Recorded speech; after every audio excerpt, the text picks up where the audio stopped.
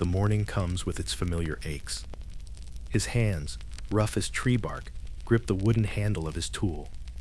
Thopslar. The air smells of earth and yesterday's rain. Simple work, honest work, but it fills his bones with a weight that even sleep cannot lift. Somewhere, behind walls that no one questions, behind ivy-veiled gates, and under the long shadow of spires that scrape the morning mist, there are women no one remembers, not queens, not witches, not saints, but nuns, daughters, mostly, of merchants, of nobles, of aging widowers with too many mouths to feed. Some sent willingly, others traded like secrets, their youth exchanged for land rights or absolution. A vow in place of a dowry. We imagine cloisters as still places, places of prayer and peace. But behind those heavy wooden doors were quiet rebellions. Some of these women found God. Some found madness. Some found each other. History wants to keep it clean, neat, holy, but the truth never cared much for sanctity. These convents were not sealed from the world. They were tangled in it. Through letters, through gossip, through whispers in the night, and sometimes through love, illicit, tender, terrifying.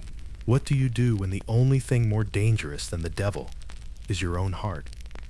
Tonight, we return to the cloister, but not to worship, not to pray, to listen to those quiet footsteps in the corridor, to the crackle of a candle burned low, to the sound of a breath held too long beside the wrong person.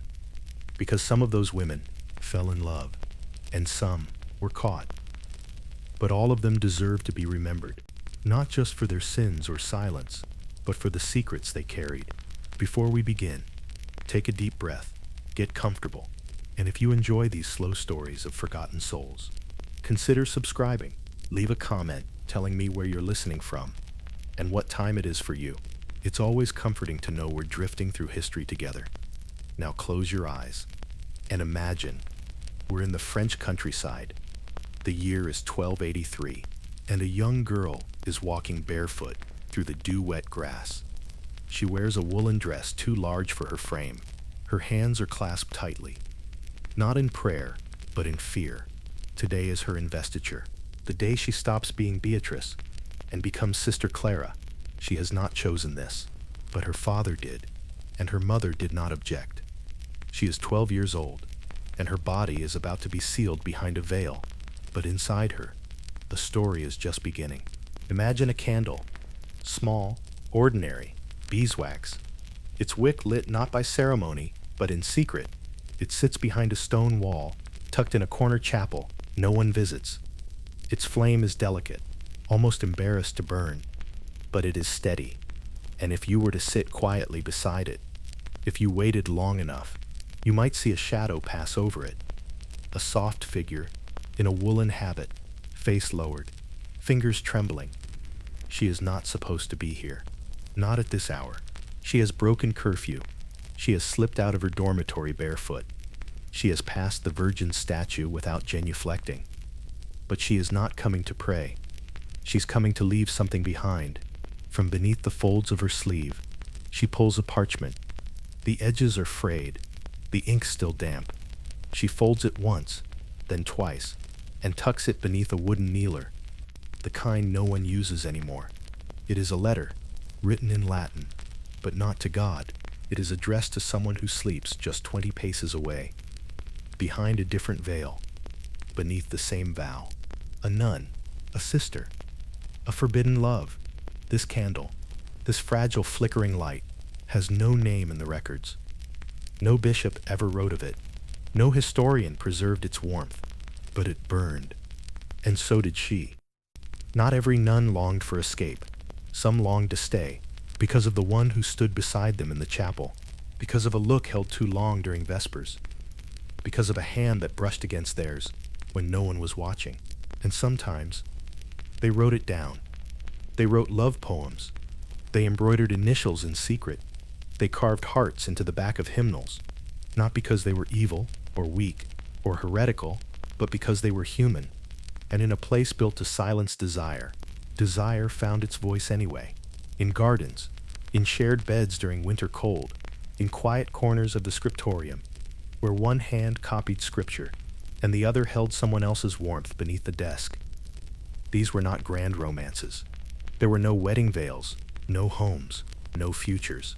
But there were moments, soft ones, terrifying ones, beautiful ones. And if we listen closely, if we trace the candle's smoke as it rises and disappears into the vaulted ceiling, we might remember what they risked for just one breath of love.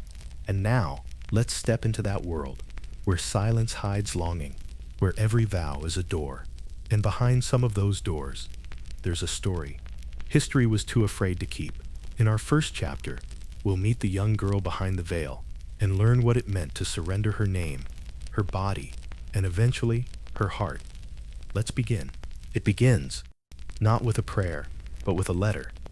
A folded parchment carried by a rider, bearing a wax seal impressed with a crest that no one will remember. He brings it to the gates of the Abbaye Saint-Benoît, tucked into the hills of Burgundy, where the fog rolls like folded linen down the green slope of the valley. He does not know the contents of the letter. He doesn't care, but within it, neatly written in the hand of a minor nobleman, is the fate of a child. Her name is Beatrice de Lorme. She is 12 years old.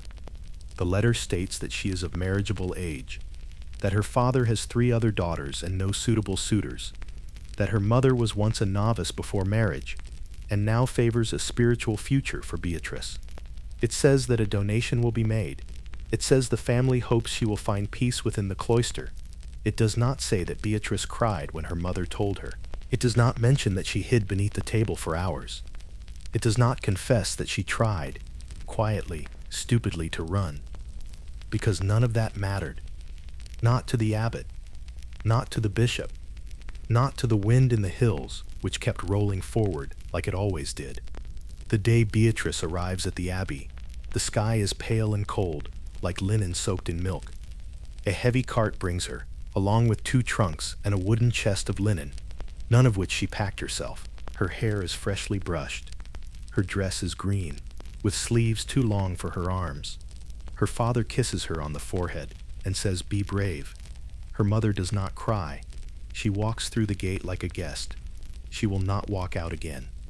The nun who receives her is called Sister Agnes. Her face is wide, kind, lined like an old leaf folded in 2. She speaks softly. She smells like lavender and old books. "This way, child," she says. "We will make you ready." Beatrice's room is small. A cot, a wooden cross, a pitcher of water. The window is narrow, just wide enough for a bird to pass through if it tried. That night, she dreams of birds, of flying things with no names, whose wings beat softly like heartbeats against the sky. She wakes to bells, matins, the first prayer of the day, still dark, still cold, still silent. She dresses in silence, as Sister Agnes taught her, the linen underdress, the coarse wool tunic, the white wimple, which smells faintly of beeswax and starch. When she first sees herself in the polished copper mirror, she does not recognize the girl who stares back. She touches her head, where her braids used to be. Now it is all gone, shorn, neatly, without ceremony. She did not cry when they cut it, but her scalp still feels the ghost of it. The ceremony is quiet, not a wedding, and yet it is one. A spiritual marriage to Christ, a lifetime vow. The abbess places a ring on her finger. Not gold, but copper. A symbol, not a promise. Beatrice kneels. She says the words she has been taught. "I vow chastity, poverty, and obedience." But inside her, there is a knot. Not of fear, of something she does not yet have words for. The chapel smells of incense. The candles flicker. A dove calls from the rafters. Or maybe it is just her heart. When she rises again, she is no longer Beatrice. She is Sister Clara. Sister Clara learns how to hold her tongue. Not out of fear, but because there is nowhere to place her words. She learns the divine office, the 8 prayers of the day. She learns to cook in silence, to scrub the floors of the refectory without sighing, to write her own name in Latin, Even though she barely remembers how to spell it in French, she learns not to look too long at the other girls, not to linger when someone laughs softly in the garden, not to wonder why her fingers tingle when they brush against another's during Vespers. These are things she will never be taught, only learn, like how to cry without sound, or how to tuck questions into the folds of her sleeves. You might think this is the end of her story, that she becomes a nun, prays, grows old, dies. But that would be history's version, the safe one, the one written by men in towers, miles away from the scent of candle smoke and lavender skin. The truth is, something woke in Sister Clara, something the convent could not suppress. A warmth, a longing, a question that would grow louder with each passing season. Is it a sin to love what you are not allowed to touch? She would not find the answer in Scripture, nor in sermons, nor in the long stony stairs of the abbess. She would find it elsewhere, in laughter, in poetry, in a pair of green eyes that stared too long across the choir aisle. But that comes later. For now, Sister Clara is just a girl, in a borrowed name, in a stolen life, and the veil on her head is heavier than any crown.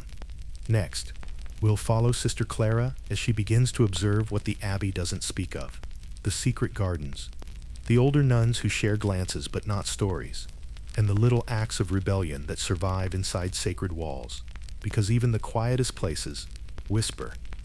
The rules were clear. A nun must rise with the bell. She must pray 8 times a day. She must speak only when permitted. She must not touch. She must not ask. She must never look too long, too soft, too deep. But the cloister had its own rhythm, and within it, there were echoes of something older than the rules, something human. Sister Clara learned this not through lessons, but through watching. It began with Sister Anne, a soft-eyed woman with pale skin and a voice like dried honey. She was older, perhaps 23, and often assigned to the herb garden. She spoke little, but when she did, even the bees seemed to pause. One morning, as the frost melted from the convent stones, Clara noticed something unusual. While tending the lavender, clipping gently, fingers stained green, Sister Anne whispered something. Not a prayer, not Latin. It was a name.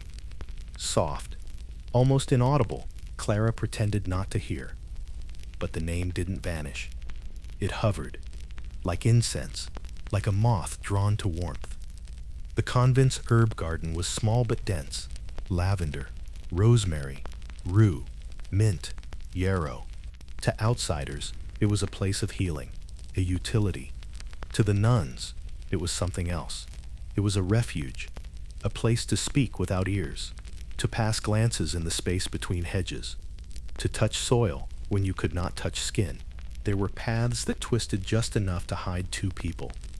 Stone benches carved not for comfort but for pause, and under the rosemary bush, just behind the apothecary wall, there was a little hollow in the dirt, a hiding place.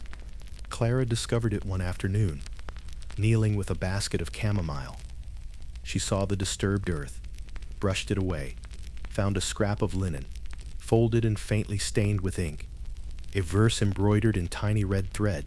I held a silence sweeter than confession. I touched no hand, yet still, I burned. It was unsigned, unclaimed, but Clara folded it quietly into her sleeve and never told a soul. Clara began to see things she hadn't noticed before. Not sins, not blasphemies, but shadows.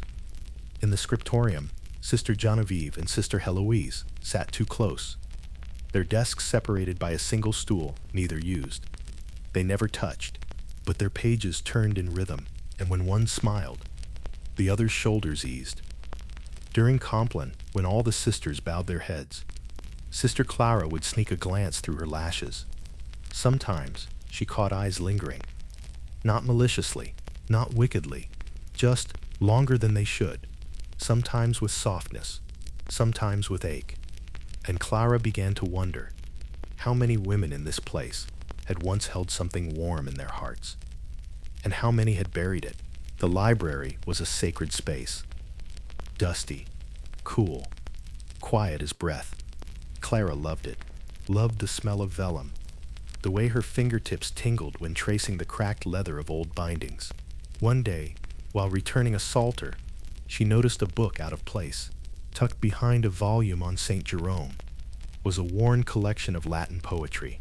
Some pages bore marginalia, a woman's hand, faint ink, but one page was torn clean, ripped at the spine, the edges angry, and in the margin just before it, a note scribbled in haste. She read it again. I warned her. Clara closed the book slowly, her hands cold. Someone had been caught, not in sin, but in curiosity, and someone else had ensured it would be forgotten. There were other signs, tiny, hidden, insistent, initials stitched inside hems, paired, always. A pressed violet slipped between the pages of an antiphonary, a faint drawing on the underside of a writing desk. Two birds perched beak to beak, one wing stretched over the other. None of it was loud, none of it overt. But together they told a story Clara couldn't stop hearing, that inside this place of silence, there had always been voices. It happened on a windless night, late autumn. The leaves already fallen, the stone cold beneath bare feet. Clara awoke to silence, but not ordinary silence, an alert kind. She sat up, listened. Nothing. But she felt it. Something in the air. She pulled her cloak tight and stepped into the hallway, past the dormitory, past the crucifix that hung over the stairwell, to the chapel, where she found it. A single candle, still burning, but no one there. And beside the candle, a single white ribbon, tied in a knot, deliberate. Clara picked it up, smelled it. Lavender. She didn't take it. She didn't blow out the candle. She just stood there, staring at that small, defiant flame. And for the first time since she arrived, she felt not alone. Clara never asked questions, never named what she saw, but she watched. She listened. And in doing so, she learned something that the abbess would never preach, that the cloister was not a tomb. It was not empty. It was alive. And though the walls held prayers, they also held pain, and laughter, and longing, and love, messy, wordless, unwritten, but love, all the same. Within in the next chapter, Sister Clara's quiet observations take a turn. When a new novice arrives, with fire in her voice and poetry in her blood, and for the first time, Clara is no longer the only one listening. The girl arrived on a Tuesday. It was raining, not hard, but persistent, the kind of rain that seeps into robes and soul alike. Clara was tending the scriptorium shelves, reorganizing old sermon manuscripts. She heard the bell first, then the murmured conversation, then the shuffle of new footsteps. She didn't look up, not right away, but she felt something, a change in the room's pressure, like when a candle is lit behind you, and you can feel the warmth before you see the flame. She turned, and there she was, the new novice, a girl of perhaps 15, black curls escaping from beneath her wimple, fingers already smudged with ink, though she hadn't been given a writing assignment yet. Her eyes were impossibly dark, not cruel, not shy, just seeing everything. She looked at Clara, not through her, at her, like she had been waiting. Sister Isabeau. She was told to call her, but no one said it the way Clara did. Soft on the vowels, gentle on the breath, a whisper, not a word. Isabeau wasn't like the others. She didn't lower her eyes during meals. She hummed under her breath while scrubbing the floors. She quoted Latin like it was love poetry, pausing mid-prayer to correct a word, or insert an alternative phrasing from a Roman poet, long since forgotten. Why must we not sing outside the chapel? Why does the Virgin always look sad? Why do the stained glass windows have no women in them? She wrote these questions, too, into her margins, onto scraps of parchment, even once on the inside of a boiled egg shell. Clara noticed all of it, and Isabeau noticed her noticing.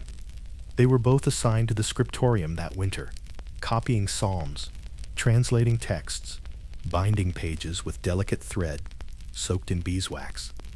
Clara had always loved the quiet of it, the scratch of quills, the smell of ink, the rhythmic turning of centuries-old truths. But now, there was something else. A pull. She could feel it when Isabeau sat beside her, when her arm brushed Clara's by accident, then didn't move away fast enough, when she passed a parchment and their fingers touched for just a second longer than necessary. They never spoke of it. They didn't have to. Every margin was a conversation, every silence a secret shared. It was not a love letter, not yet. It was a line, left beneath Clara's copied Psalm 42. As the heart longs for flowing streams, Isabeau had added, faintly, in the lower corner, so longs my soul for something it cannot name. Clara stared at it for a long time. She could have erased it. She should have. Instead, she wrote beneath it, I know the ache. When she passed the parchment back the next day, Isabeau read it, said nothing. But that evening, a violet appeared on Clara's cot, tucked into the fold of her pillow, still warm from the sun. It built slowly, not in words, not even in letters, but in presence. In how Clara waited just a little longer after prayer, until Isabeau passed by. In how Isabeau sat beside her, even when there were empty benches closer to the heat. In how neither of them looked directly at the other during Mass, but always knew when the other's eyes were near. Their hands brushed in the garden once, while reaching for the same stem of sage. Neither moved, neither spoke. It lasted 3 seconds. Clara remembered each one. One night, Clara couldn't sleep. The stars were sharp above the convent's roof. The wind whispered through the high window slits. Her body ached, not from labor, but from restraint. She went to the chapel, found Isabeau already there, not praying, just sitting. Their eyes met. No greeting, no smile, just breath, and something older than language. They sat together in silence. And that night, Clara understood. This was not temptation, this was truth. As sacred as any vow, and perhaps even more dangerous. They never kissed. Not then, not with lips, but they vowed something anyway. With their eyes, with the way their shoulders rested against one another when the candle burned too low to keep distance. And Clara knew, even if they never touched again, she would carry Isabeau with her, in breath, in ink, in the corners of the Psalms where the verses trembled just slightly, because the hand that copied them was not steady.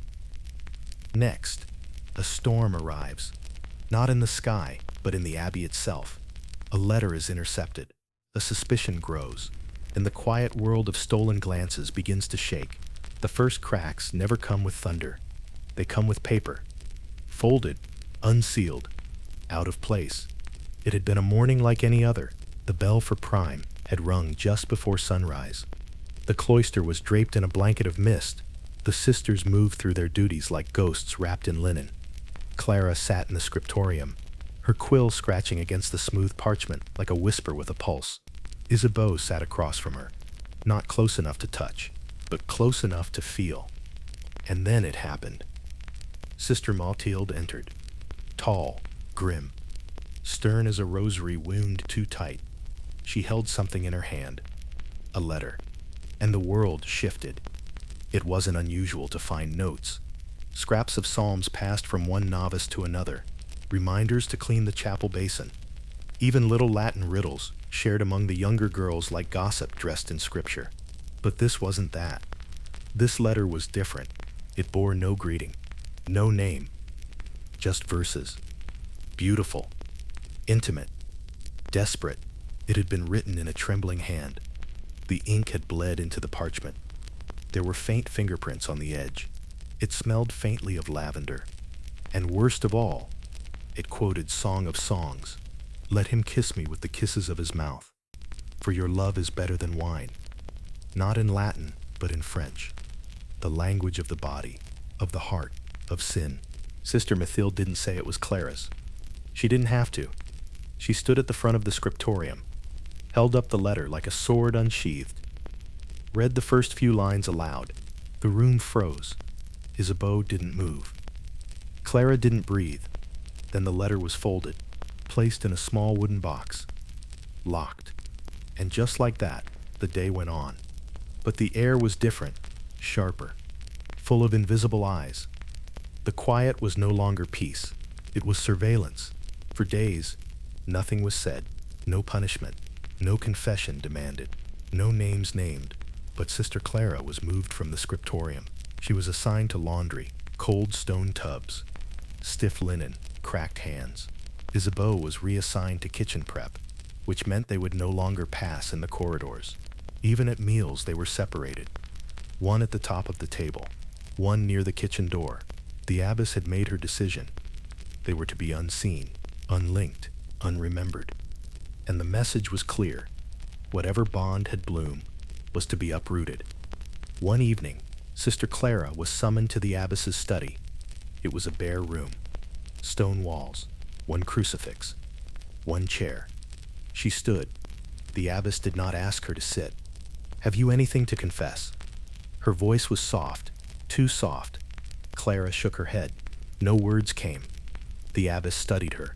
"Love," she said, "is not the same as holiness. It distracts. It deceives." Another silence. Then, "Some sisters are removed, sent away. You do not want this, do you?" Clara whispered. "No, Reverend Mother." Another pause, longer this time. Then the abbess nodded. "You will fast for 7 days. You will say nothing unnecessary, and you will be watched." Clara nodded and was dismissed. The days blurred. Clara prayed. She ate little. She slept less. She scrubbed stone floors. She stitched altar cloths until her fingers bled. She wept silently behind the laundry basin where no one would hear. And yet, she felt Isabeau in the air, in the pages, in the places they had once passed without speaking, and now passed like strangers, bound by chains only they could feel. Once, while carrying water to the refectory, Clara saw Isabeau outside, sweeping leaves from the cloister path. Their eyes met for one breath, and though no word was spoken, Clara knew she still loved her, and was still loved. And that was the real sin. Not the letter, not the verse, but the endurance of feeling.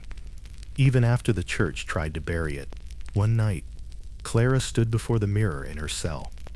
The candlelight trembled. Her face looked older.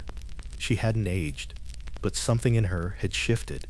She touched her chest, felt the slow beat of her own heart. Not wild, not impure, just present, still hers. And for the first time, she realized something that no vow could take away. They could take the letter. They could silence her voice, but they could not erase the part of her that remembered warmth. No one ever saw the letter again. It remained in the abbess's box, unburned, unspoken, like a thorn tucked inside a hymn. But in that letter, Clara had written herself, not her name, but her soul. And she knew, somewhere deep within the silence, someone still carried it. Someone still read it, in memory, in breath, in longing. And that was enough. For now. In the next chapter, the abbey receives a visitor, a man, a scribe sent to repair sacred texts, but his presence stirs old scandals and tempts both nuns and memory alike. What happens when secrets from the past threaten the fragile peace? The abbey was not built for men. Its doors were narrow, its halls winding, its voices always female, always hushed, like songs sung under one's breath. A man's presence was like a stone dropped into a still pond. Even if he stood quietly, the ripples came anyway. He arrived with parchment under one arm, a toolkit slung at his side, and a letter from the bishop himself. Master Etienne, a professional scribe and illuminator from the city of Autun. He was to remain within the west wing. He was to repair damaged manuscripts, particularly those with gold leaf. He was to speak only when spoken to. He was to avoid the sisters' quarters entirely. The abbess had resisted.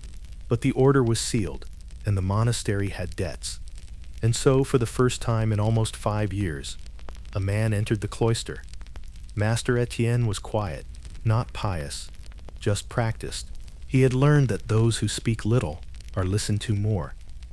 His hands were stained with ochre and wine-red pigment.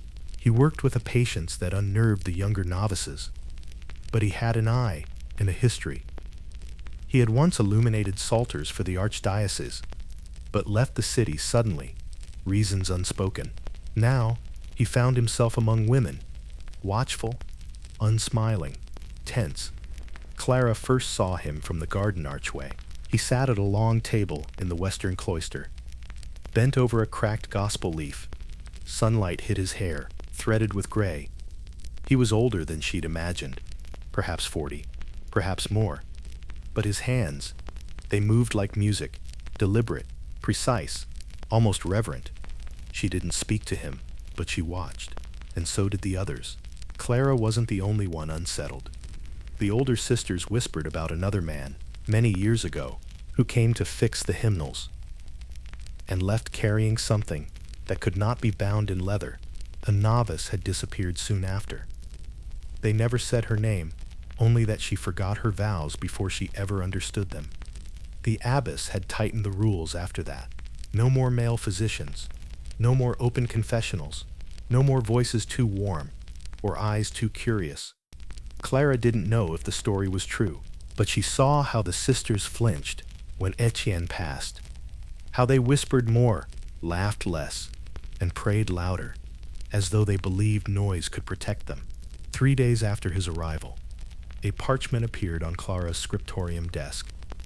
Not meant for her, not signed, just placed. It bore no divine text, only a quote written in a slanted masculine hand. Even in cloisters, candles still burn. Beneath it, a single initial, E. Clara stared at it for a long time. Was it from Etienne? Had he seen her in the garden? Was it meant to comfort her, warn her, test her? She burned the parchment, but the words stayed, even in cloisters. Candles still burn. It happened in the cellar passageway. Clara had been fetching salt for the evening meal, a task she often used to enjoy, quiet, cool, free from eyes. But this time, Etienne was there, sorting pigments. His back turned. She froze. He turned. And for a long moment, they said nothing. Then, softly, "You're the one who translated the 3rd Psalm, aren't you?" His voice was calm, respectful. Clara nodded. Barely. He gave a faint smile. "You have a careful hand. It's rare." Another pause. "I mean no trouble here." Clara nodded again and left. She didn't tell anyone, not because it was wrong, but because it wasn't. And that, somehow, was worse. The problem wasn't Etienne. It was the watching. The abbess had eyes everywhere. So did the other sisters. Every glance lasted too long. Every silence felt suspicious. Even Isabeau had grown cold. They hadn't spoken since the letter, but now she barely looked at Clara. She kept to herself, prayed harder, smiled less, and when they passed in the corridor, she turned her head. Clara understood. This was protection, survival, but it felt like punishment. One afternoon, Etienne left. No announcement, no farewell, just gone. His tools packed, his pigments missing, his table empty. Some said he finished early. Some whispered the bishop recalled him. Others said he made someone nervous, but no one said it aloud. Clara found a slip of parchment on the windowsill the next morning. I left the light where I found it. No name, no signature, just that. The abbey returned to its rhythm. Bells, prayers, cold stone. But the silence wasn't the same. It had depth now, like a well dug too deep. Clara didn't miss Etienne. Not exactly, but she missed the reminder that the world still existed beyond the walls, that people could see her and not be afraid, that her hands could hold beauty, not just obedience. She missed Isabeau more, but even that ache was becoming part of the silence. In the next chapter, whispers become warnings. A fire is found, a name is overheard, and Sister Clara learns that sometimes love is not discovered. It is reported. There is a danger in stillness. Still air can hold smoke. Still water can drown. And still hearts can burn beneath the surface. It had been nearly a season since Adrienne left. Winter crept in, seeping through the stones. Frost rimmed the windows. Breath hung like silk in the dormitory air. But something else had settled too, a watchfulness. Eyes followed Sister Clara now, not always with cruelty, but with caution. And as for Isabeau, she had grown colder, sharper. And yet, something still flickered behind her silence. Clara saw it during Mass, in the tightening of her hands, the slight delay in her amen, and one evening, she heard it, in her name, whispered from Isabeau's lips, not in greeting, but in prayer. Clara pretended she didn't hear, but her heart did. The fire was found near the west wall, a small pile of half-burned parchment tucked behind a loose stone, discovered by a novice while sweeping ashes from the old furnace room. The abbess was furious. Fire is death in a house of silence, she said. No one confessed, but Clara's stomach twisted, because she had been there, not recently, but long ago, before the letter, before the punishment. It was a place she used to hide poems, and one of those charred scraps bore the edge of a line she had once embroidered in Latin. My soul waits more than watchmen for the morning. It was hers, and someone had burned it. Sister Mathilde, the abbess's second, was assigned to patrol the corridors at night. She walked with a lantern, with eyes like knives, and questions like stones dropped into still water. One evening, Clara passed her near the cloister arch. Mathilde paused. Sister Clara. Yes, sister. There are still embers in the ashes. Clara didn't answer. Mathilde leaned closer. Be careful. The wind always returns, and walked away. Clara stood there long after the footsteps faded, not chilled by the cold, but by what she didn't say. 2 nights later, Clara woke suddenly. A sound. Not a bell, not a prayer. Voices. Whispers. She sat up, careful not to stir the blanket. The dormitory was dark, save for a slit of candlelight near the cloister stair. She slipped barefoot to the hall, listened. 2 voices. Female. Urgent. She caught 3 words. Clara. Isabeau. Disgrace. She didn't breathe. Then silence. A door shut. She crept back to her bed, lay staring at the ceiling, and understood. They were no longer being watched. They were being hunted. In the days that followed, Clara noticed something strange. Sister Agnès, once warm and gentle, avoided her eyes. Sister Heloise stopped passing the Psalms for review, and Isabeau looked tired. Not physically, but in her spirit, as if she had been holding something heavy for too long. On the 5th day, Clara found a page folded into her psalter. It was blank, except for 2 words. They know. No signature, no seal, no instruction, but Clara knew who had written it and what it meant. That night, Clara followed Isabeau to the old chapel, the one no longer used, its roof partially fallen, its altar untouched. Isabeau didn't turn when Clara entered. She stood facing the crumbled wall, hands tucked into her sleeves. You shouldn't have come, she said. Clara stepped forward. I had to. A long silence. Then, they want to send me away. Clara's breath caught. Where? Another convent. Far. The coast, maybe. They can't. They already wrote the letter. Another silence. Then finally, I didn't say your name, and that broke something in Clara. She stepped forward, not to touch, not to hold, but to be close enough to say, I never stopped writing you, even if I never held the quill. They stood like that, side by side, 2 silhouettes beneath a broken roof, candlelight flickering in the cracks, cold pressing in, heart still warm. And then Isabeau whispered, Don't fight them. Live quietly. Survive. Clara didn't answer, because surviving without Isabeau was not the kind of silence she could bear. but she nodded, because there was no other answer. Not here, not now. 3 days later, Isabeau was gone.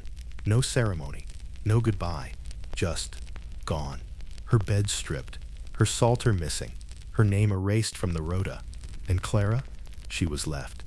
With memory, with silence, with a hollow space beside her at morning prayer. And in the scriptorium, she found one final gift, beneath her desk, carved faintly into the wood, still burning. In the next chapter, the abbey begins to decay. But in the silence, something sacred begins to grow. Not defiance, not sin, but legacy.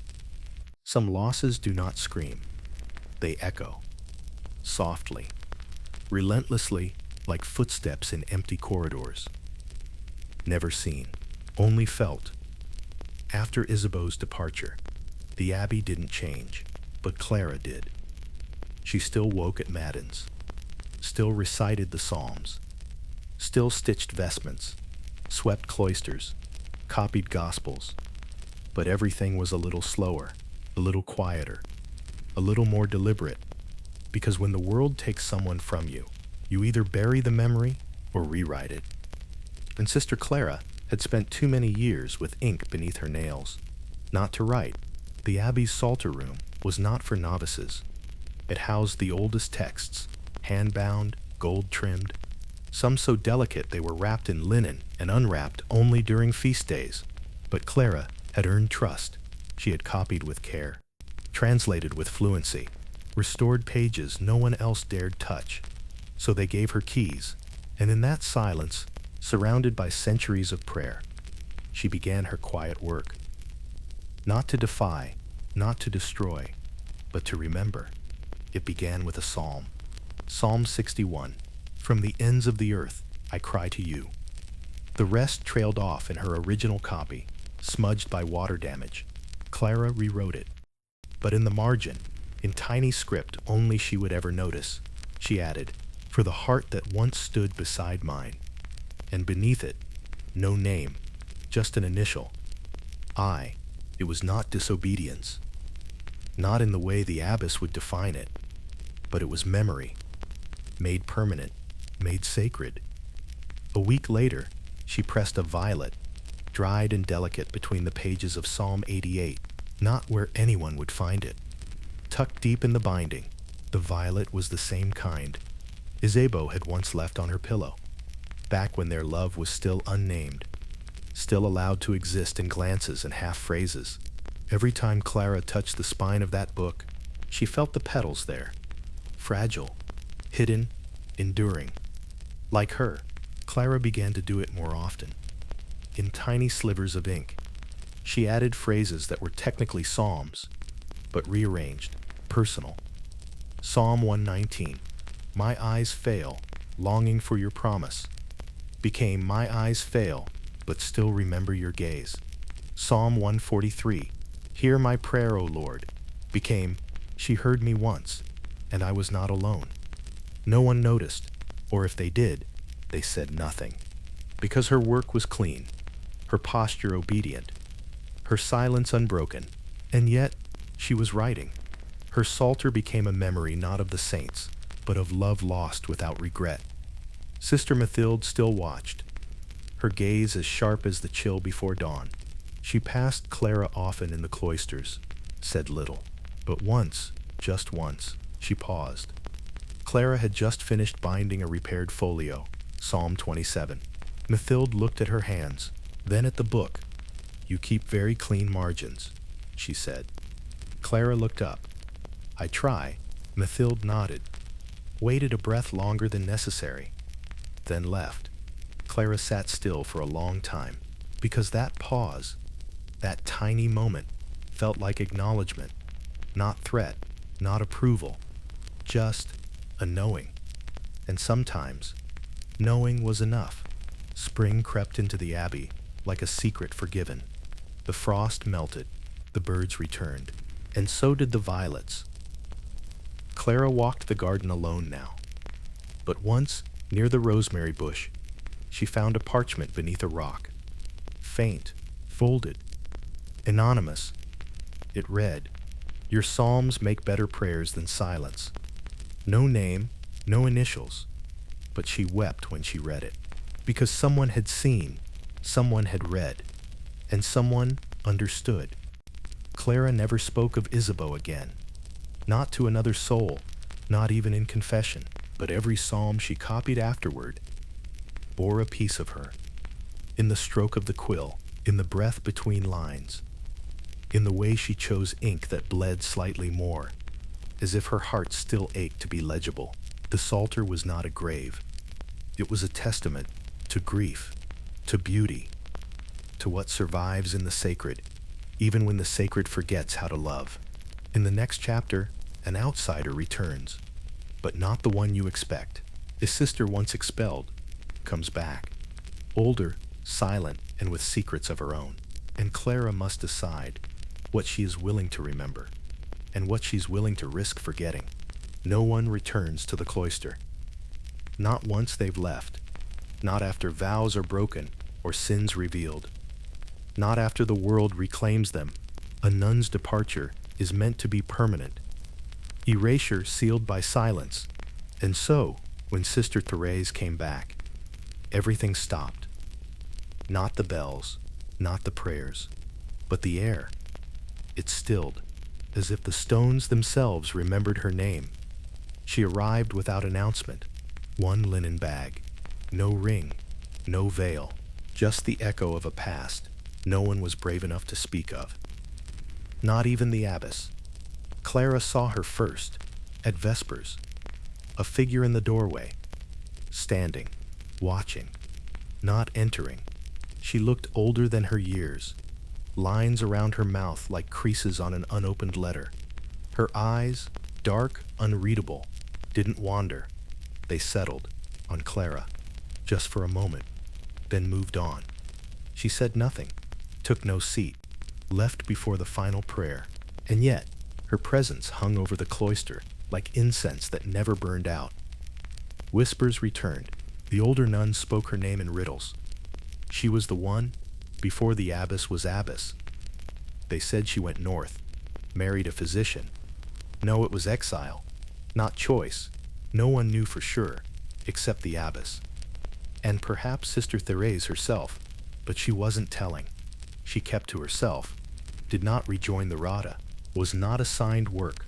She simply walked the cloister, at odd hours, watching, listening, like someone trying to remember a home that no longer knew her name. It was almost full moon. The garden smelled of rosemary and damp stone. Clara had gone outside to think, not to pray. The Psalter beneath her arm held an unfinished passage, Psalm 73, a difficult one, full of rage and sorrow. She found a bench, sat, let the cool air settle her. Then, a voice beside her, "You keep the margins cleaner than anyone I remember." Clara, startled, turned. It was her, Sister Therese, standing in shadow, arms folded, expression unreadable. Clara stood, half bowing. "Forgive me, sister. I didn't mean." Therese waved her off. "You copy, but you also write." Clara froze. The older woman stepped forward, held up a small scrap of parchment, one of Clara's altered psalms. "Still burning. You aren't the first," she said, "and you won't be the last." They sat in the dark, two women, two time-worn hearts, neither sure of the other, both knowing exactly what the other had lost. Therese didn't explain where she'd gone. Didn't need to. "I loved someone," she said quietly. "A sister, younger, bright." They found a letter, like they always do. A long silence. "What happened to her?" Clara asked. Therese looked down. She kept her vows. "I broke mine. Did you regret it?" Therese didn't answer for a long time. Then, softly, "No, I regret not fighting harder for her. I regret leaving the Psalter without a single trace of her name." Another silence. Then, "You're braver than I was." Clara blinked. "I'm still here." Therese smiled. "Exactly." Over the next few days, Therese remained, still silent, still wandering, but less haunted. Clara found her once in the laundry room, folding linens no one asked her to. Another time, she was seen fixing a cracked window in the west wing. She wasn't serving, she was stitching, trying, in small ways, to repair what had been broken. Not just stone, not just glass, but memory. One morning, Clara returned to her desk. A worn parchment sat atop her psalter, unlabeled, unfolded. It was a poem, not Latin, not French. A blend of both, clumsy, personal, but beautiful. A quadruple hard realm apes some odd wrath. I wrote her name where no ink shows. Between the breath of verse and vow, when the bells toll, I remember. And I still love, even now. Clara wept and began copying the verse into a blank page. Not in the Psalter, but in a new book. One she bound herself, with no cover and no author, just a soft inscription on the inside. For those the Psalms forgot, Therese stayed one more week. Then one morning, she was gone. This time, Clara found a note beneath the inkpot. Just 2 lines. You carry us well, keep burning. And she did. In the next chapter, years pass. The abbess grows ill, the convent changes, and Sister Clara must choose what to preserve and what to bury, because time erases. But memory writes back. The abbess grew ill in the spring. At first it was fatigue, missed prayers, longer silences, a slower walk along the cloister path.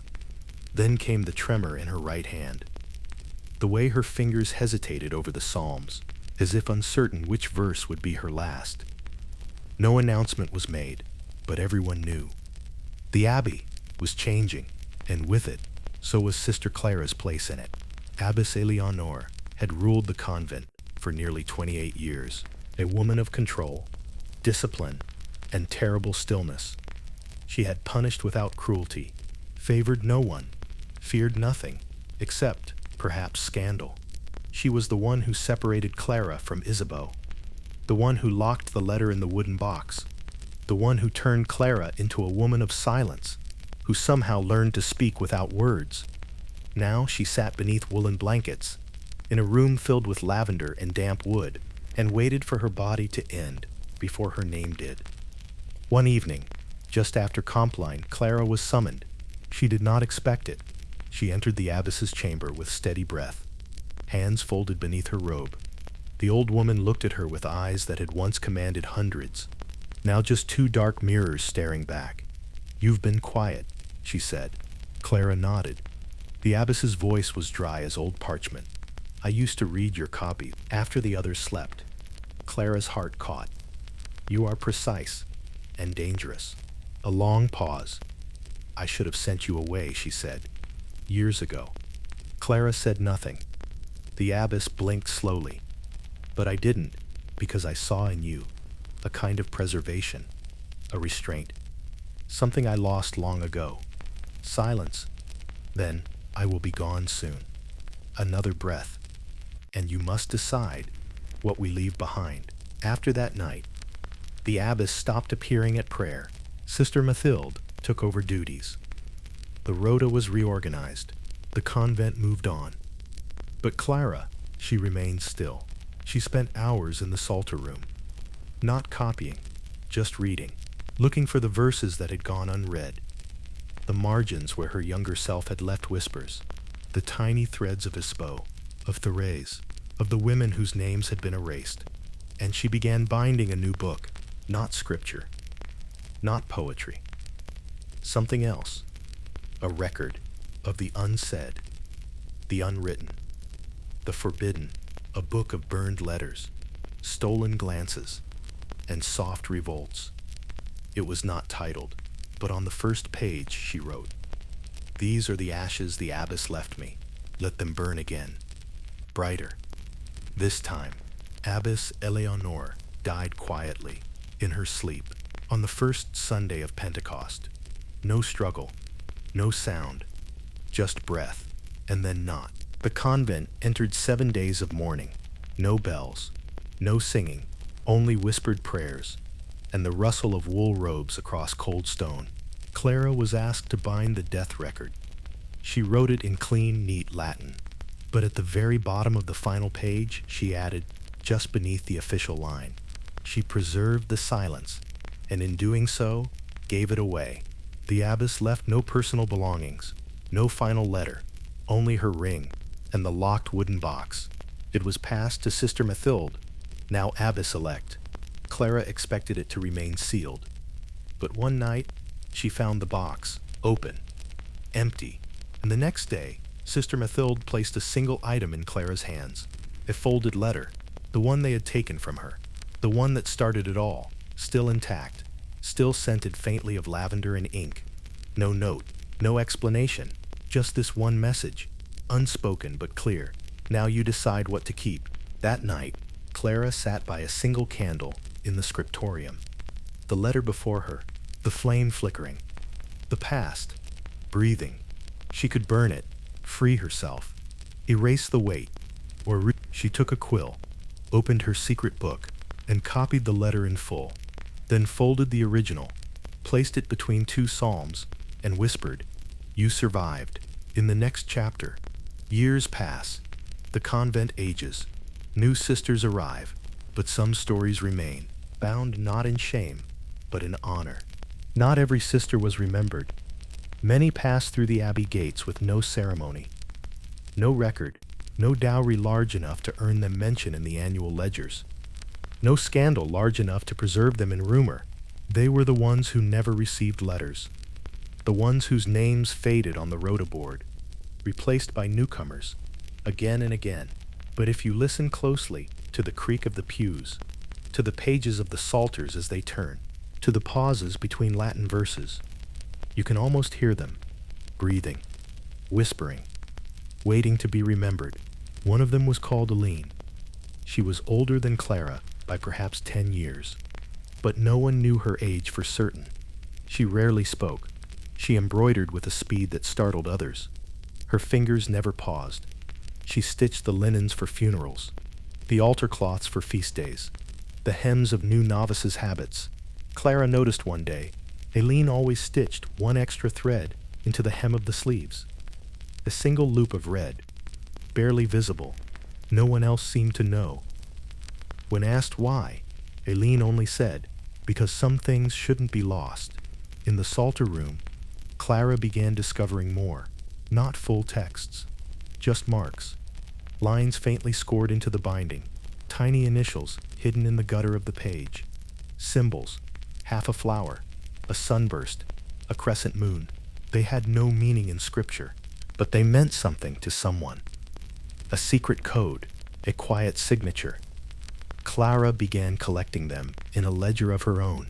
She matched initials to handwritings. She dated styles of ink. She even traced the pigment used on marginal illustrations, matching them to periods when certain sisters were alive.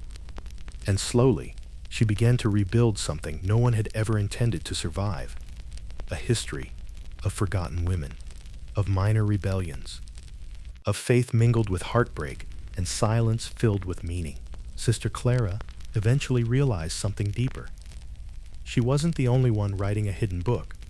There were others, before her, beside her, perhaps even now, in the way Sister Odile folded her sleeves with two deliberate tugs, one fast, one slow, in the habit of Sister Leonette brushing her hand across each stone column as she passed, always the sixth one, in how the cleaning rota was always rewritten just slightly before feast days, assigning certain pairs to shared tasks. They were communicating, preserving, not with words, but with ritual, with rhythm, with a devotion deeper than the rules. And suddenly, Clara realized the abbey was not silent. It had been singing all along, in a language no bishop could read. One day, Clara found a note sewn into the lining of a broken psalter's cover. It was written in ancient Provençal, half burned, half intact. Her name was Isabel. She was here for 2 winters. She kissed me behind the chapel. I told her it was a sin. She said love was older than scripture. There was no signature, just a final line. I do not regret her. Clara copied the words, bound them in linen, and placed them in her secret ledger, not to honor sin, but to honor truth, because to be erased is to die twice, and Jezebel deserved to be remembered. So did her love. Sometimes Clara would light candles late at night, for no reason. Just one, maybe two, never more. She would place them in empty windows, or behind the statue of Saint Cecilia in the chapel, or beneath the stone arch by the garden. No one ever questioned it, but soon others began doing the same. Sister Agnes, Sister Odile, even Sister Mathilde. No words were exchanged, no explanations, just candles, burning, like memory, like longing, like a vow to the unnamed. As spring returned, Clara began a project no one assigned her. She planted a section of the herb garden, not with medicine, but with flowers, violets, primroses, rue, wild rose, and mint, each row named silently in her mind: Isabel, Isabeau, Therese, Aline, and one for herself. She didn't mark them, didn't need to. She knew which was which. She watered them herself and whispered to them during lauds. Not prayers, remembrances. Clara knew the church would never canonize these women, would never cite their wisdom, would never honor the love they held. But she could. She could bind their lives. Not with Latin, not with law, but with ink and care, and a belief that love, especially forbidden love, can still be sacred. The final verse of her ledger read, "We do not need to be named to be holy. We only need to be remembered." And so she remembered, and in doing so, she gave them life again. In the next chapter, the abbey nears its end, but not in ruin, in rebirth. Clara grows old, and new sisters arrive, unaware of the book, hidden in the chapel wall. But perhaps, one day, they'll find it, and begin again. Time did not break the abbey. It only softened it. The stone grew moss. The windows lost color. The bells rang a little slower, as though remembering the years they had measured. Sister Clara, aged, her hair whitened, her steps slowed, but her hands, though lined, still held the quill with grace. She copied less, taught more, and spent longer moments in the garden, beside the wild violet bed that never stopped blooming. No one ever asked why she tended it with such care. Perhaps they didn't need to. Her secret ledger, once thin and cautious, was now nearly complete. Over the years, she had filled its pages with fragments of anonymous poems, carved initials found in chapel pews, confessions spoken to her, and no one else, rhapsodies altered quietly by other hands, her own thoughts, written not in Latin, but in love. There was no title, just one sentence written inside the front cover. For the ones who loved silently and were not remembered, she had often wondered what to do with it. Burn it? Hide it? Confess it? But none of those choices felt right. So she waited, until one day, she knew. There was a space behind the altar in the ruined chapel, the one where she and Isabeau once stood beneath the crumbling roof. No one visited that chapel anymore. Its ceiling half collapsed, its pews broken, its saints fading. But it still stood, quiet, forgotten, safe. Clara returned to it with the ledger wrapped in linen. She had stitched the wrapping herself, with one single red thread in the hem. She carried no candle, no prayer, only memory. And there, behind the altar stone, she loosened a brick, the same one Therese had once pointed to in passing, and she placed the book inside, gently, deliberately, with a breath like a benediction, then sealed the wall again, not with mortar, but with silence, because some sanctuaries do not need locks, only intention. Years passed. Sister Clara became Mother Clara, then simply Clara. When her voice no longer echoed loud enough for titles, she no longer copied psalms. She read them slowly, like old friends. When she could no longer walk the garden path, she sat beside the window, watching younger sisters tend the flowers she once planted. None of them knew the names hidden in the soil. Not yet, but one day, she thought, they might. And that would be enough. Clara's last evening was quiet. A soft spring breeze drifted through the dormitory window. The sound of footsteps on stone below, the faint echo of someone humming. A tune she did not recognize, but somehow loved. She wrote one final line in her psalter margin. Love did not leave me. It simply changed its name. Then she closed the book, folded her hands, and slept. Years later, a novice named Elise wandered into the old chapel, chasing a sparrow that had flown in through a broken window. She noticed the odd stone behind the altar. One slightly shifted. She pushed. It gave. And behind it, wrapped in linen, a book. In the final chapter, we return to the present, to what remains, to why we remember, and to what it means to love in silence, but leave behind a voice. The book was dust-covered. The linen wrapping, yellowed with time. The red thread, still bright. Elise didn't open it at first. She brought it to the abbess, who brought it to the archivist, who tried to trace the script, tried to match the handwriting, tried to find who had written this strange, quiet book, but it had no title, no signature, no date, only a single line, faint but intact, for the ones who loved silently and were not remembered. When they opened it, they expected confession, scandal, shame. What they found was beauty. Poems written in the margins of psalms, initials stitched into patterns, soft, aching prayers to unnamed souls, passages copied and altered, not to deceive, but to survive. There were lines of longing, lines of loss, and above all, lines of love. Some of the older sisters cried, some were silent, some refused to read more than a page, but Elise did. She read every word, and with every page, she felt herself stepping into lives that no one had taught her existed.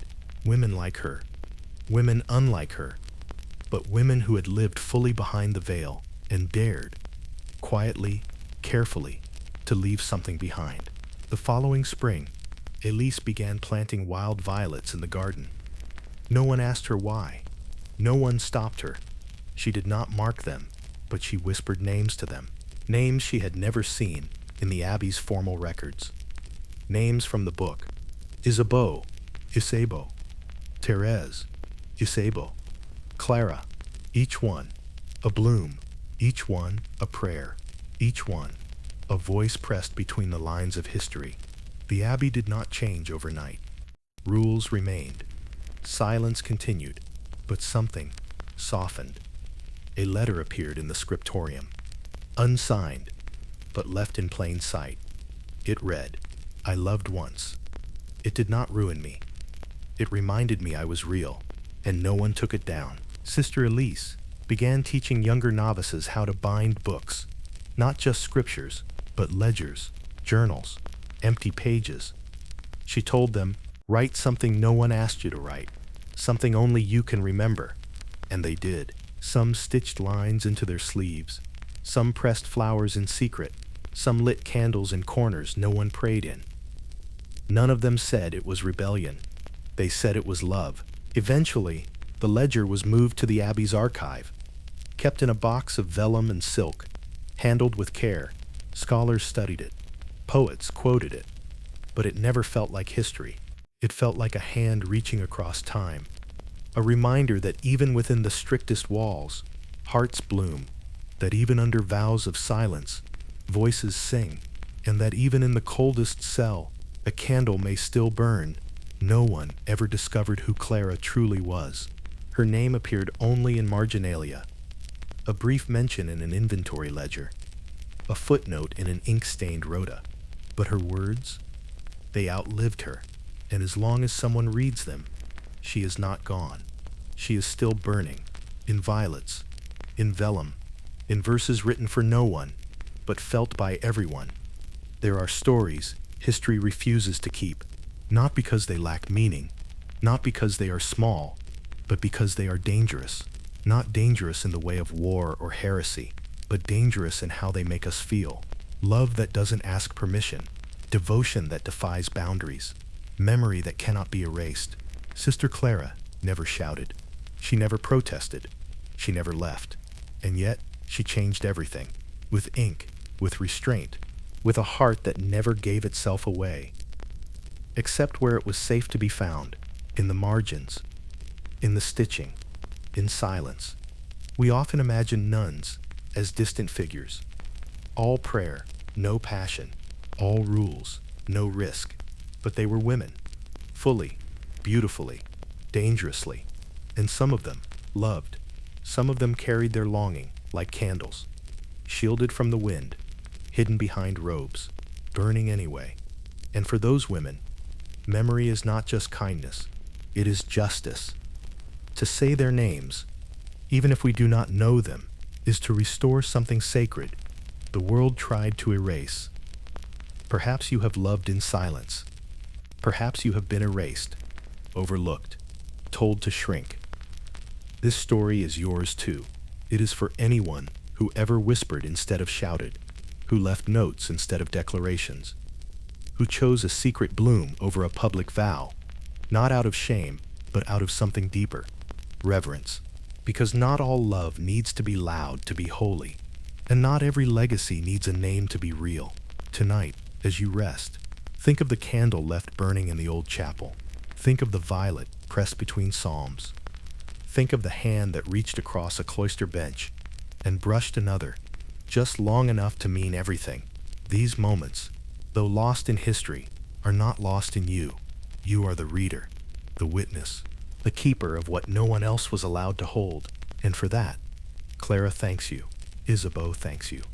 The ones without names, they thank you too. So breathe deeply. Close your eyes. Let the cloister fade. Let the bells soften. Let the silence return. But this time, let it carry all that we have remembered here. And know that somewhere, a candle is still burning. For them, for you, for all the stories the world tried to forget.